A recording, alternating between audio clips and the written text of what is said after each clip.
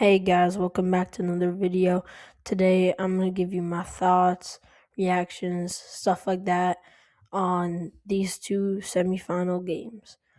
Alright, let's get started. So we're going to go ahead with the one that started first, which is France against Spain. So Spain won 2-0, and honestly this game was not possession based at all.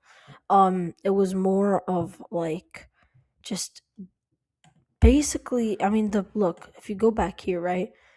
Possession doesn't say much because they were both in like contest.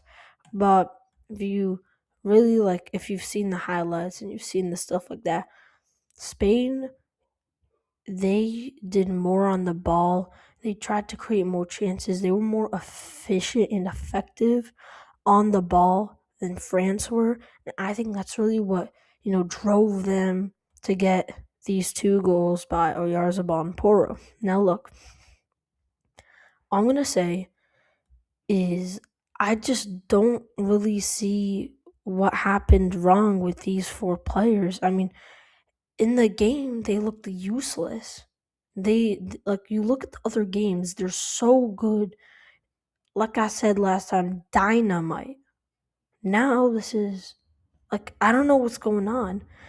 I think that overall Spain were able to contain them, and especially with the first goal penalty by Oyarzabal.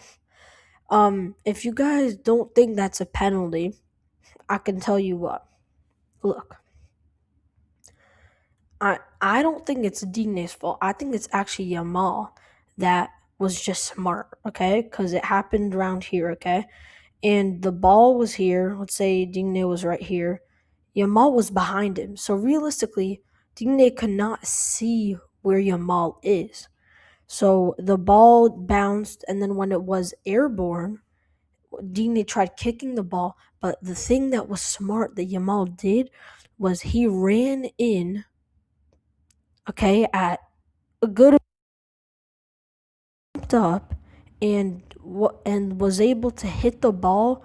Pretty sure he hit it with he made contact with his hips or something, and it moved the ball slightly.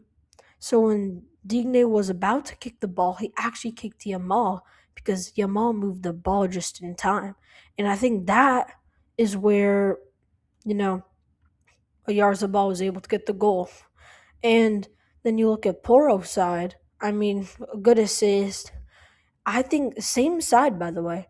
He had a very bad game, and it wasn't very good, especially when Saliba got injured, and it just started all falling down minute by minute.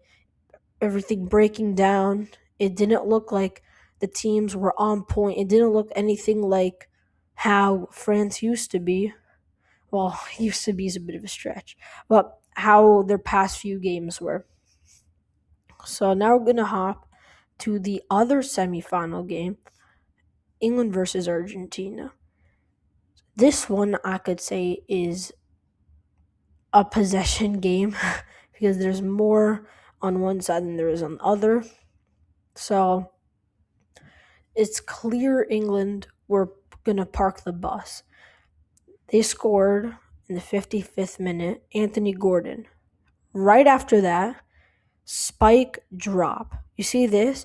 57-58. That's when Tuchel went like this. Okay, we park the bus now. So now, look, Argentina, all of this, it's like hills of momentum. Okay? When you give Argentina the momentum for, look how long that is, 55th minute, all the way up to 90 plus 4, okay? That's a lot of game time. That's a lot of game time that you need to hang on when you park the bus. England, they're famous for parking the bus, but the problem is that they did not execute it well. Look, you obviously when you park the bus, you can't gain momentum in attacking, which I understand, right? But giving Argentina this many things, and then look, then it slipped off. 85th minute, goal scored. A banger outside the box from Enzo Fernandez. So then you tie the game up. You make it 1-1, right? So then, so after England, so long, parking the bus, right? Spike drop, and the spike continues, it's like hills. And then right there, spike drop. And then all this time, they were able to generate enough to not only score one, but in the last minute score two.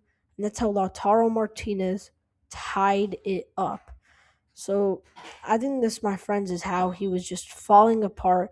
Thomas Tuchel, a lot of people blame him. I even blame him because, man, as much as one goal is only one goal.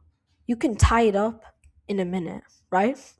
And giving a team that much time to attack on your end is insane. That's mental.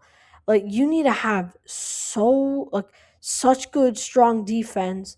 And England, I'll give it to them. They held on for a good amount of time, but again, you could feel it coming every single time Argentina was attacking. You could feel that they were going to end up scoring at some point.